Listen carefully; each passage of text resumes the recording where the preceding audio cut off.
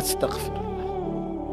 আজকে এত বছর ধরে ওজনে কম দিচ্ছেন, মুসলমান 30 বছর মিথ্যা বলে, মুসলমান 30 বছর ওজনে কম দেয়, একজন মুসলমান 30 বছর সুদ খায়, একজন মুসলমান 30 বছর ওজনে কম দেয়, একজন মুসলমানের ঘরে প্রতিদিন রঙিন টেলিভিশন চলে, নাচ গান, কোনোদিন মনে পড়বে না এটা গুনাহ। আপনার বিবি কোনোদিন পর্দা করবে না, আপনার মেয়েটা কখনোই পর্দা করবে না, আপনার এমন সুন্দর ছেলে সে কখনোই নামাজ পড়বে না বাবা। তার জন্য ফজরের নামাজ ফরজ হয় নাই। আপনার মেয়ে 16 বছরে, তার উপরে পর্দা ফরজ হয় নাই। আস্তাগফিরুল্লাহ, আস্তাগফিরুল্লাহ। ইনসাফের সাথে ভাইবেন, ইনসাফের সাথে ভাইবেন। যুবক, তুমি যতগুলো নারী দেখো, ছবি দেখো, উলঙ্গ নাচ দেখো, এতগুলো নারী দিয়ে তোমার লাগবে না তো ভাইয়া। প্রিয় ভাই আমার, বন্ধু আমার, এত নারী তো একজন পুরুষের লাগে না। যেটুকু দরকার সেটুকু তো আল্লাহ তাআলা কোরআনে বলছেন, বান্দা ওমিন আয়াতিহি আন খালাকা লাকুম মিন আনফুসিকুম আজওয়াজা।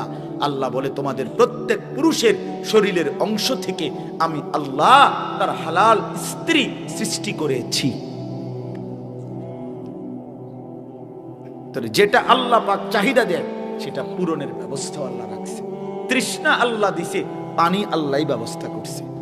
ক্ষুধা আল্লাহ দেয়, খাবার আল্লাহই ব্যবস্থা করে। ঠিক এরকম কামনা বাসনা যৌন চাহিদা এটা আল্লাহ প্রদত্ত, তো সেটা পূরণের জন্য হালাল স্ত্রী আল্লাহই ব্যবস্থা রাখছেন। তুমি কেন তার আগে একটু অপেক্ষা করো? মানুষের প্রত্যেকটা মানুষ খাবারও তো সারাদিন খায় না। খাবারের জন্য, দুনিয়ার জন্য, যে কোনো বিষয়ের জন্য তো মানুষ সবর করে, একটু অপেক্ষা করে।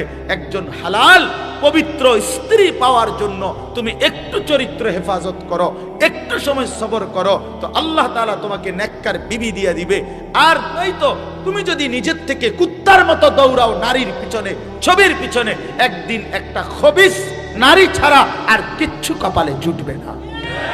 মনে রাখিস ছেলেরা আমার, মনে রাখো বন্ধু, আমার নাম আনিসুর রহমান।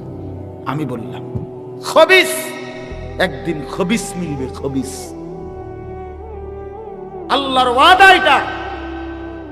যেই ছেলে চরিত্রহীন আল্লাহ ওয়াদা দিছে, মনে রাখিস তোর বউ মিলবে খবিস।